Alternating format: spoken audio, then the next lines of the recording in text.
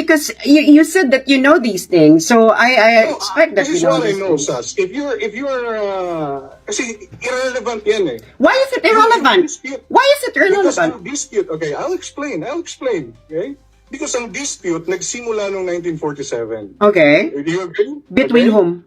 When China claimed, they know na kiniklaim natin yan. They know that 1947? Kailan ba nila claim yung mapa with the 9 dash line? Brother Hayes, your time to present your position is over. It's my time to question you. You will be given a chance to question me as well later. Ang usapan natin, 3 question lang. Parang naging... Ay, wala po tayong usapan. interrogation Wala tayong usapan 3 question. So, this is a debate because you said that you would like to argue based on fact. So, I'm asking Yes. you if That's you... what I'm- So, I'm asking you... We are given a chance to prepare for this debate, so you Yes. must know everything. So my question is, do you know the San Francisco Treaty? I know, You don't know it. What I know is, hindi ko alam yung details ng San Francisco. Okay. Okay. So you don't- Would you like me to continue? no. So you don't know it. Tapusin mo yung sagot ko. Okay. Okay? But I know na nag-surrender yung Japan and they have to give up yung kasi in-occupy nila yung Spratly Islands during the World War II. But that's not my question. My question is, do you know the San Francisco Treaty? I answered that already. Let's Okay, so I'm gonna move on to my next question. Do you know that the Philippines is a signatory to the San Francisco Treaty? I don't know. Okay, you don't know. So, Yes. do you know to whom the Spratlys was handed over during the San Francisco Treaty? I have no idea. Okay, so if the Philippines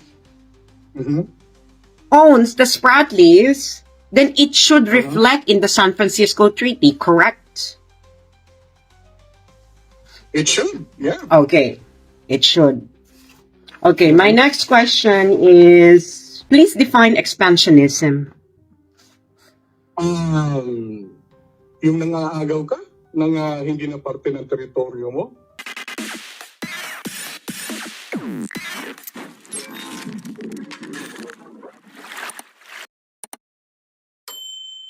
At magsisimula na po ang aming debate ni Brother Hayes ng Alab Magdiwang. So, medyo hindi po kami ngayon high-tech at wala po sa aming pareho may kapasidad na i-livestream ang Zoom. Kaya ang gagawin na lang namin ay i-livestream ko na lang ito via my phone and then siya naman i-upload niya yung recording later on.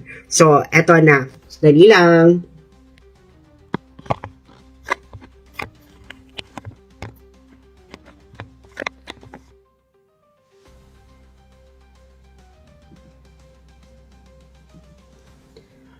Okay. Yun. So let's start. Okay, sino muna? Ladies first? Ay, ikaw ang proponent ng ng policy eh. So that's how the debate start. Gentleman lang ko. Anyway. Well, that's how debate start. Sandali lang. Babati muna ako, papakilala muna ako sa mga followers mo. Okay, magandang hapon po sa inyong lahat. Ako si Brother Hayes Jr. ng AMTV. Last week ay nag-post ako ng video challenging SAS to a civil discourse regarding dito sa China policy ng ating Pangulo. Yung 120, hindi naman talaga 180, 120 na turn niya sa kanyang foreign policy ng previous administration. Anyway, ang argumento ko ay simple lang. Ang China policy ni Pangulong Bongbong Marcos ay ang pinaka-the best na strategy to counter this aggressive stance ng China sa West Philippine Sea. And yun yung pinaka-proposition ko. And I'm gonna argue that in 3 parts. Number 1, i-argue ko na ang West Philippine Sea, the whole West Philippine Sea, kasama dun yung Spratlys, Scarborough, those are national territory ng Pilipinas. Not based on UNCLOS, based on our Constitution. So ito ay obligasyon ng Pangulo. Yan yung oath of office nila, no? To defend or to preserve and defend the Constitution. So hindi dapat pag-isipan yan. Dapat it's a solemn duty of all presidents to preserve and defend yung Constitution natin. So yan ang unang i-argue ko. Pangalawa, hindi umuubra yung bilateral approach. Yun yung dating strategy ni Pangulong Duterte. It didn't work, it will not work unless palitan yung regime sa Beijing. Okay? Number 3, kailangan natin ng ating mga kalyadong bansa. We should involve the international community and palakasin natin yung mga defense alliance natin. Hindi lang sa Amerika, no? Kundi pati yung mga other stakeholders na like-minded, na mga liberal democracy din sa region. I'm talking about Japan, South Korea, Australia, and etc. Okay, so simulan ko doon sa unang part ng argumento ko. No, I'm gonna refer you to a map. Okay. Hindi ito about UNCLOS. Yung UNCLOS kasi tapos na. Okay, ang UNCLOS ay na-settle na. Tayo ay nanalo doon, and yung mga maritime rights na napalaw doon sa decision ay atin na, napanalunan na natin. So ang i-argue ko ngayon, asan na ba yun? Yan. Okay, wait, Yan, ibalik ko lang. Ako, 10 minutes lang. Well, you can extend if you like. Okay. Wala naman tayong limit, no? So, Okay. don't... Thank you. Alright, ito, kita nyo ba yung map? Yeah. This is, I found this online, and this is the official map, Carta General, Archipelago de Filipino. This is the last map na ginawa ng Espanya, ano? And importante ito, no? Because let me just expand this a little bit. Pwede niyo itong i-download, nasa website ito ng National Defense ng Spain, okay? You see that? Andyan yung Bajo de Masinloc, right? Okay? And punta tayo sa baba na parte. And ito yung mapa sa baba, no? Okay? Now, this is Spratlys Island, no? And then yan, yung Tito Island, iba-iba pa yung mga pangalan nila. Pero yung Tito, I think yan yung Pag-asa Island. Okay? So, this is part of the official map, no? Ng Spanya. That was actually commissioned 1870, ano? And ito yung basihan sa Treaty of Paris nung when Spain ceded these territories, no? Kasama yung Cuba, Pilipinas, binili tayo ng 20 million yata no, from Spain.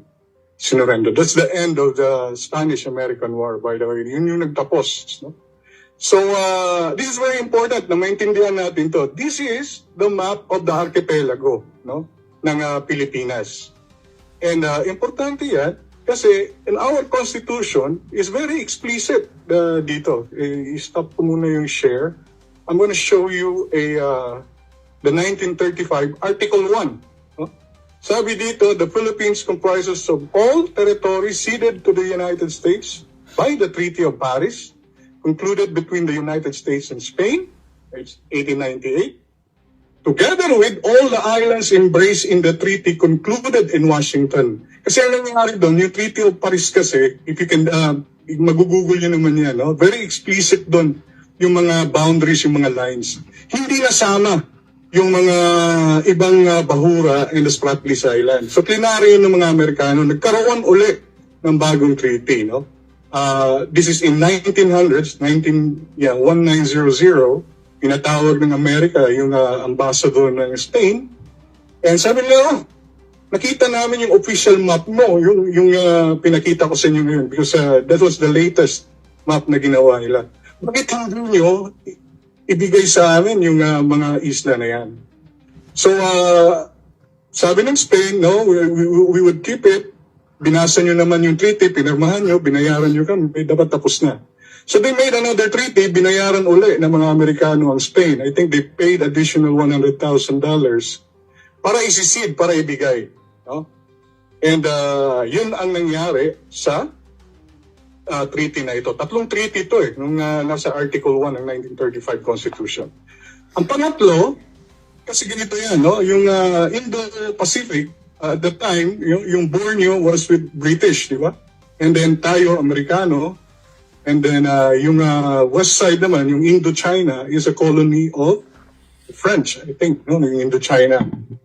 So, ang nangyari, nagkipag-sundo din yung United States, Great Britain, sabi nila, o napagsunduan nila, yung demarcation, no, sa itaas ng Borneo. Ano yung nasa itaas ng Borneo? Yun yung Spratly Islands. So naglagay sila ng boundary doon, sabi ng Great Britain, anything on the north is sa inyo. Okay? So yun yung nangyari sa treaty na yan. And it's very explicit sa ating national territory. This is, by the way, the constitution nung yung Commonwealth government, no? Nung pinipara na ng Amerika na magkaroon tayo ng full independence, no, as a republic. So ayan, okay, that's basically my argument na yung mga bahura dyan sa West Philippine Sea, including the Spratlys group of islands, yun ay national territory, no? Pag UNCLOS ang pinagbasingan mo, EEZ and all that, no, but you know, if you go back, kasi ang usapan ngayon is territorial claims na, no? China is claiming it, yung 9-dash line nila, as their own territory. But, minsan hindi sila nagpakita ng mapa. No? Actually, yung mapa, hindi yun enough. Okay? Ito, may mapa, may mga treaty that is very much recorded and available online. No? So, yun yung unang parte ng argument ko. So, yung gagawin ng presidente natin, hindi yan lang siya gigising at pag-isipan niya, ano ba, ibibigay ko ba to, ano ba, i-give up na lang ba ako? Ano ba? Hayaan ko na lang ang China, nasa kupin yan, no? Hindi, no? It's the solemn duty of any president to preserve and defend the Constitution, or to defend and preserve the Constitution, which ano bang nauna? Okay? So, I hope klaro yan. That's the first part of my argument. The second part is yung bilateral approach ng dating Pangulong Duterte, no? Alam naman natin ang nangyari. I don't even have to explain to you. Noong 2017, nagkaroon ng bilateral consultative mechanism. No, na pag-usapan na lang natin, no? Set aside yung, ang tawag dito, yung Hague decision. No? It was never mentioned. Kasi gusto natin makipagkaibigan. No? Gusto natin pag-usapan na lang between Asians. No? Tayo-tayo lang naman dito. So ginawa yan ng ating Pangulo. No? Parang bromance na yan. Minsan may mga very submissive na siya na mga pronouncement. Like nung sinabi niya, sana maging, tawag dito, probinsya na lang tayo ng China. Yung mga ganon, no?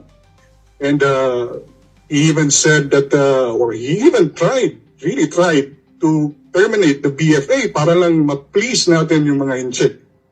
And ano po bang yung mga ginawa niya to really, no, prove to the Chinese that, you know, we can be trusted, no? Pag-usapan natin to. And then, nagbunga yan, I think, 2018, it was ASEAN Summit, in-announce ng Pangulo na magkakaroon ng Code of Conduct.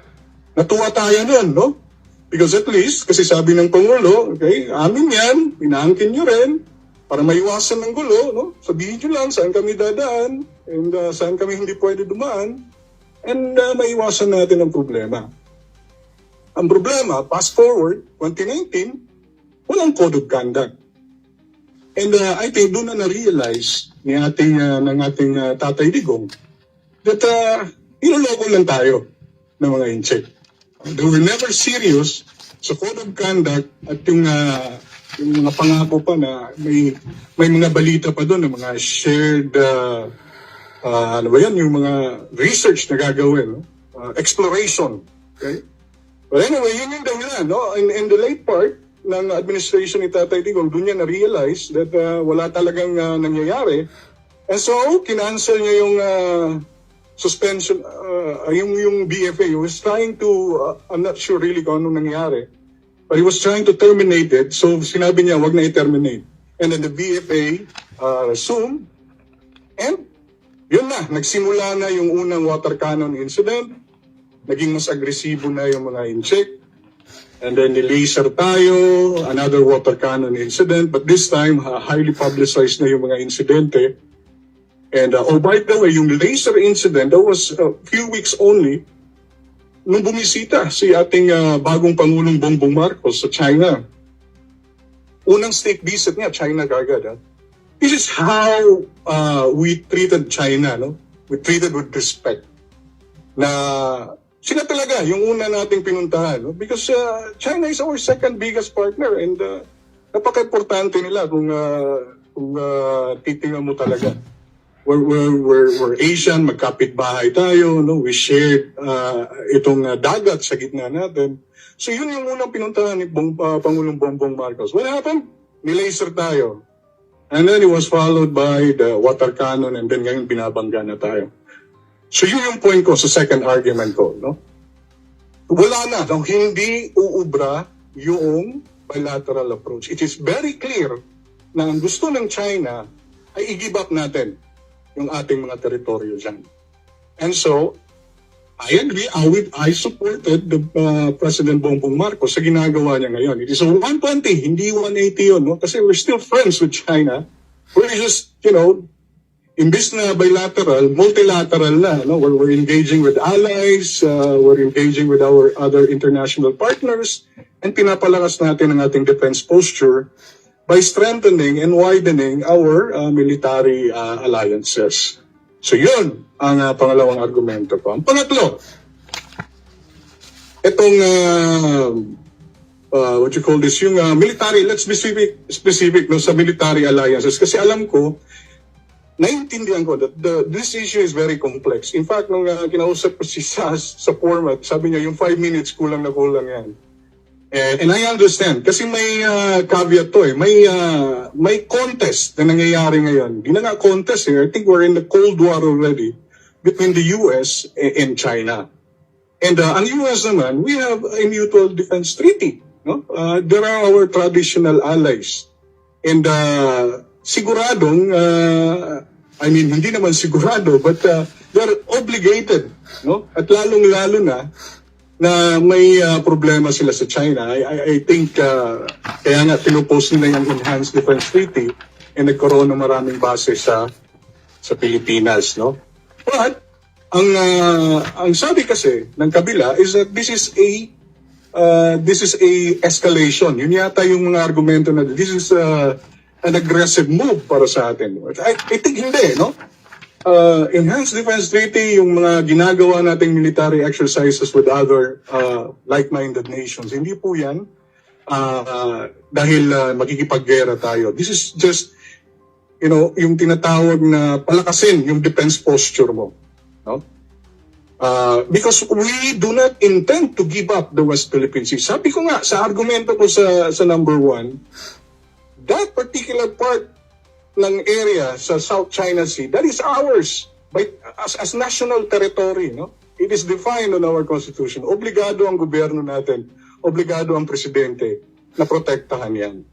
And we should do what lahat ng available sa atin, no? Whether our alliances, yung diplomasya, dapat ayusin natin yan. And we are not, of course, seeking a war between the Chinese, no? Klarong-klaro naman yan sa mga pronouncement na yan ating Pangulong Bongbong Marcos. Now, kung yung problema nila, because this is yung problema ng US and China, of course, wala tayong magagawa dyan. Whether we fight for the WPS or not, no? I don't think the US would allow, no, na palitan sila as a superpower sa buong mundo. Their hegemony. Sabi nga. So yun, no? Tatlong argumento, and this is why I proposition ko is that itong ginagawa ni dating Pangulong Marcos ngayon is the best strategy to really push back. No? Hindi makipag-away, ha? Pigilan lang yung sobra ng pagka-agresibo ng mga kapatid nating mga inche sa West Philippine Sea. Thank you. Like 10 minutes ba ako? Okay lang na sumobra, hindi naman natin kailangan magmadali. Okay. At napaka-importanting issue ito ng ating bayan at Yes. Dapat talaga itong pag-usapan. So, Brother Hayes, bago ako magbigay ng aking kuro-kuro, dapat magtanong muna ako sa iyo, no? No, we Dahil will have a question and answer yes, later exactly. on. So after the speech, dapat may question yung susunod. Oh, So so let me begin my question with this, Brother Hayes, because I would like to represent your position as charitable, as fair, and as truthful as possible. Okay? Thank you. So my first question is, your proposition, yung inoffer mo sa akin proposition, said that the problem is China's aggressive expansionism in the WPS, and that the Correct, solution is to push back, and the best tool for you in order to pursue that solution is to strengthen military alliances. Did I represent your proposition well? Well, not only military alliances. Let me just be clear. No? Yeah. Tawag dito, we involve the international community, means Okay. filing cases. Filing in cases, international okay. courts, yeah. Okay, so Those- military alliances and filing cases. Okay, thank you. Yeah. Alright. So, yun lang yung mali sa akin. Hindi ko na-involve yung other thing. So, but for you, Yes. so, how does a successful pushback look to you? What would we see if the policy is successful? Now, sinabi ko na national territory natin yan, di ba? But throughout the years, we never kicked out anyone from the West Philippine Sea. Okay. No, napakabait natin na bansa eh. We allowed, kasi alam natin may mga dispute dyan. We even signed the UNCLOS, no? Because we want to submit our position sa International Tribunal para sila talaga yung mag-decide. Now, para sa akin, ang successful na pushback is that we go back to the status quo, yung walang militarization, no? And walang mga Coast Guard na nangahabol, yung nakakapangisda yung mga mangingisda natin. Okay. And yung mga resources dyan would be shared. If possible, kasi claimants na tayo dyan lahat eh. Okay. No? Wala tayong effort na ginagawa. Napaalisin sila dyan. Ang problema kasi ngayon, tayo na yung pinapalis. Atin yan, pero tayo na yung pinapalis. So, to answer your question, yun. No? Ang successful is that we go back to the peaceful, community fishing, yung mga nagtutulungan tayo, and we share all the resources that is available. Okay. Sa parte na yan. Okay, so let me just clarify if I understand your position well. A successful end goal for you ng iyong solution. So your solution is, as I will go back, is to strengthen military alliance and to file cases. Correct? Correct. And ang end goal niyan, as I understand what you said, is for us to be able to share the resources with other claimants and No, that matigil will not and be wait, let me finish. This is my time. So, and then we would have, there's no more militarization at wala nang mga habol na Coast Guard. Correct? Did I understand? Okay. Yes. All right. Thank you. Brother Hayes, what is the test of a good policy? What is the what? What is the test of a good policy? What is the best? No, what is the test of a good policy? How will we know if a policy is good? What is the test of a good policy? When it benefits both parties or all parties that involved in kung saan mo gagawin yung palisiyan yan. Okay. If that promotes peace, it promotes kaayusan, order, magbe-benefit lahat, that would be the best policy. Okay. So, going back to your statement earlier, you showed a map from Spain, correct? Yes, that's the official map from Spain, correct. In international relations, what is the necessary condition for a territory to become your territory? I'm sorry, say again. In international relations, When does a territory become your territory? Well, in our case, I can only speak for No. the Philippines My because- question, Brother Hayes, is in international relations, what is the when does a territory become your territory? when you annex, when you inherited from a colonial power, at you gained independence through conquest, maybe sa mga nakaraang gera, you can and then you annex. I don't know. I'm not alam mo, hindi ako international relations expert. Okay. I'm basically just arguing yung position natin sa Pilipinas. Yeah, but Now, if you're asking, yeah, but I'm if you're just asking if you- no wait. I'm just asking you a question. So it means that is it fair to say that you don't know when does a territory becomes a territory in international relations? In general, international relations, no. But sa Pilipinas, I know, yes. So, as I understand your position, you're arguing from the position of the Philippines, correct? Of course, yes. Okay. Yan ang, So, if proposition. if the Philippines put in its constitution, Hanggang ilang questions. No, because because you will have have the opportunity to grill me later on. So if the Philippines put the entire Pacific Ocean in its constitution as part of its territory, can it become its territory? No. Okay, so for you, the territory becomes a territory because it is included in the Constitution of the Philippines, correct? No. Yes. Okay. Correct. Okay. So you mentioned earlier that the Spratly belongs to the Philippines because of the Washington Agreement.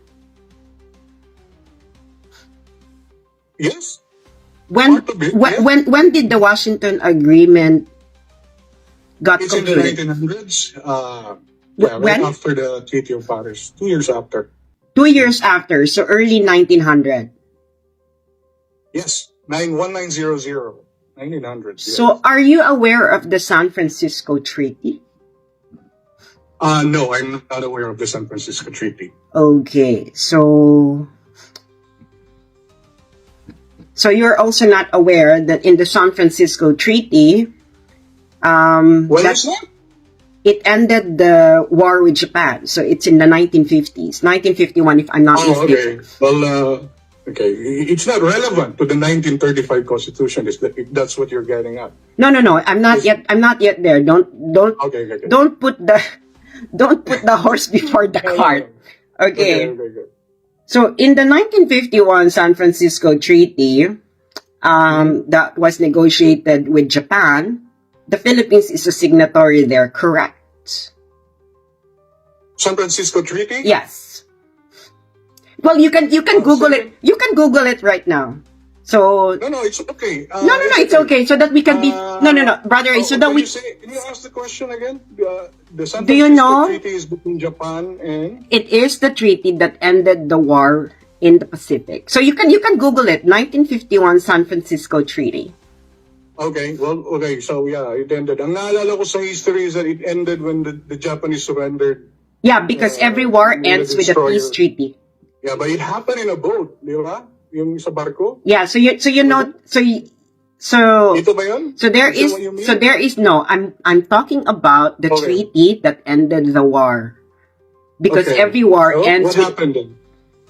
well I'm asking you to Google it right now so that we will be No, it's factual. okay. I mean, you brought it up. I'm just yung argumento ko was based on the treaties. Bakit? Yeah, but I mean, I'm now questioning your argument with facts. So in order for you to know that I'm arguing based on fact, I'm asking you to Google Okay. right now the San Francisco Treaty so that you know what No, we're talking about. I trust you. Pag sinabi Okay. mo totoo yan, okay, you will Google it later. Let's just Okay. move on. Okay, so do you know Okay.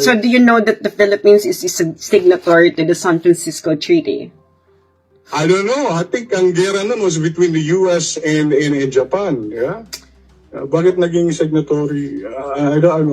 I'm not sure kasi I'm not familiar with the treaty itself. Ano bang pinag-usapan doon? Ano bang pinagkasunduan doon? Well, one of the things na pinag-usapan sa San Francisco Treaty is kanino ibibigay ang Spratlys because Japan occupied the Spratlys during the late 30s until the war. Oh, okay. So kung dumiretso ka dyan, may sagot na siguro kagad ako. Yes, I know. No. Don't Bato put the sa- horse before the cart because I'm just asking you a question. Okay. Okay, go ahead. I'm sorry. So, you know that the Philippines is a signatory there. No, I'm not aware of it. Well, it is a fact that the Philippines is a signatory to the Okay, San Francisco signed. Treaty. Okay. So- So, pinirmahan nila that they give the territory to Japan? No. Kaya, The San Francisco Treaty determines where the Spratlys would be given back after Japan surrendered it. Yeah, because they surrendered, of course. It was Yes. given back to the United States. Is that what? No. Was it? Given back? No. Given back to who? Well, if you... It didn't say. It didn't say... Pinapatriling mo pa, sabihin mo. No, it didn't, because you said that you know these things, so I expect that This you is know what I these know, things. Sas. If you're, kasi irrelevant yan eh. Why is it irrelevant? Why is it Because irrelevant? ang dispute, okay, I'll explain, okay? Because ang dispute nagsimula noong 1947. Okay. Do you agree? Between Okay? whom? When China claimed, they know na kiniklaim natin yan. They know that 1947? kailan ba nila kiname yung mapa with the 9 dash line? Brother Hayes, your time to present your position Okay. is over. It's my time to question you. You will be given a chance to question me as well later. Ang usapan natin, 3 question lang. Parang naging... Ay, wala po tayong interrogation usapan, wala tayong usapan 3 question. So, this is a debate because you said that you would like to argue based on fact. So I'm asking Yes. you if That's you. what I'm- So I'm asking you. We are given a chance to prepare for this debate, so you Yes. must know everything. So my question. Is: Mhm. Do you know the San Francisco Treaty? I know, You don't know it. What I know is, hindi ko alam yung details ng San Francisco. Okay. So- okay. So So you don't- Would you like me to continue? no. So you don't know it. Tapusin mo yung sagot ko. Okay. Okay? But I know na nag-surrender yung Japan and they have to give up yung kasi in-occupy nila yung Spratly Islands during the World War II. And kasi nag-surrender sila, no? Basically iniwan nila yung claim nila doon. But ang original date ng dispute was yung claim But China. that's not my question. My question is: Do you know the San Francisco Treaty? We answered that already. Let's Okay, move on. so I'm gonna move on to my next question. Do you know that the Philippines Okay. is a signatory to the San Francisco Treaty? I don't know. Okay, you don't know. So, Yes. do you know to whom the Spratlys was handed over during the San Francisco Treaty? I have no idea. Okay, so if the Philippines Mhm. owns the Spratlys, then it should reflect in the San Francisco Treaty, correct? It should, yeah. Okay, it should. Okay, my next question is on this one. Okay. Please define expansionism. Yung nangaagaw ka ng hindi na parte ng teritoryo mo and to project yung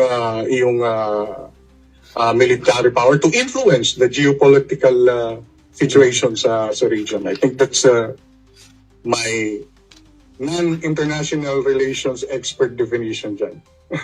Okay, so in the proposition that you gave me, you mentioned non-aggressive, you mentioned aggressive expansionism, correct? Yes, Okay. very aggressive. Okay, is there such a thing as non-aggressive expansionism? No, I don't think so. Okay, no such Yeah. thing. Okay. Well, no such thing. So but when did the South China Sea territorial dispute started? I think it started when China claimed it. Doon nagsimula yun. So when? After the ROC, Republic of China, was formed, I'm not sure the exact date, but I think it's in. I'm not really sure. I have to Google it. So are you But, so are you aware of the French claim over the Spratlys? Yes, I am aware. So But they what- abandoned it after. No. My question is, are you aware of the French claim? Yes. So when- so when- Nandun yung Vietnam. So when did the French claim the Spratlys? Yeah, they claimed it. I don't have the exact date, but Just the ang decade. reason nila- Just the decade. Just the decade. I'm not really sure. I think 1800s, something like that. So the South China Sea dispute started Mhm. when? When klaro yung naklaro yung dispute, yung China yung nag-claim. Kasi ang nangyari. So wait a second, Brother Ace. Mhm. You said that there was a French claim. Right. So now you're saying that the dispute happened because of China. No, kasi in any dispute, kung titingnan mo, iaakyat mo siya sa isang arbitration or a court, no? Kailangan ma-identify kung kailan nagsimula yung dispute. So when did it start? Yung dispute, yun nga, yung claim ng China, yung ROC pa, yung China ni, which is, robot kasi ako so di ko mag-google. And, No, so brother,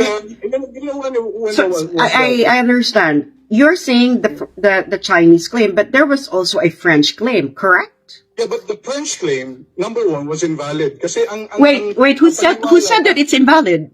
Who said? You? Is there a court that says that the French claim is invalid? No, I'm sorry, I misspoke. Hindi invalid. Okay? The French claimed it kasi they thought walang pagmamayari yon. And it hindi na siya relevant because the French. No. Don't